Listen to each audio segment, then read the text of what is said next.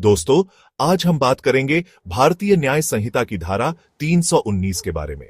यह धारा प्रतिरूपण द्वारा धोखा से संबंधित है। सरल शब्दों में, जब कोई व्यक्ति किसी दूसरे व्यक्ति का रूप धारण करके उसे धोखा देता है, तो यह धारा 319 के अंतर्गत अपराध माना जाता है। यह धारा लोगों की पहचान की रक्षा करती है और धोखाधड़ी को रोकने में मदद करती है। यह सुनिश्चित करती है कि अपराधी को उसके कृत्यों के लिए दंडित किया जाए। यह धारा हमारे समाज के लिए बहुत महत्वपूर्ण है क्योंकि यह लोगों को धोखे से बचाती है। प्रतिरूपण का मतलब है किसी दूसरे व्यक्ति का रूप धारण करना। यह धोखाधड़ी का एक तरीका है जो कई तरह से किया जा सकता है।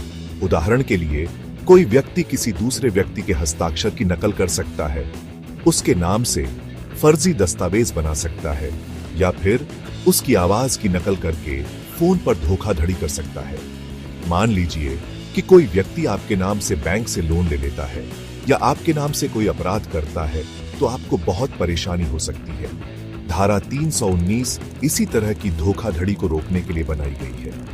यह समझना जरूरी है कि प्रतिरूपण केवल शारीरिक रूप से किसी का रूप धारण करना ही नहीं है, बल्कि किसी भी तरह से उसकी पहचान का गलत इस्तेमाल करना भी है।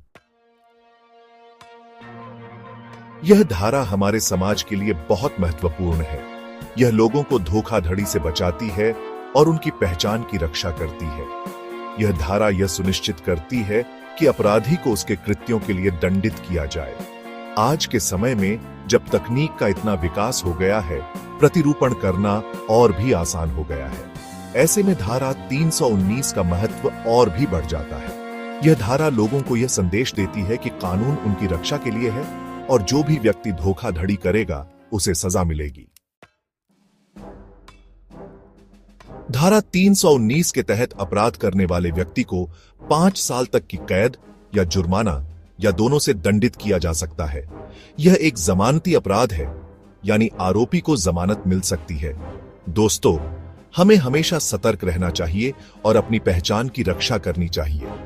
यदि आपको लगता है कि आपके साथ धोखाधड़ी हुई है, तो तुरंत पुलिस से संपर्क करें।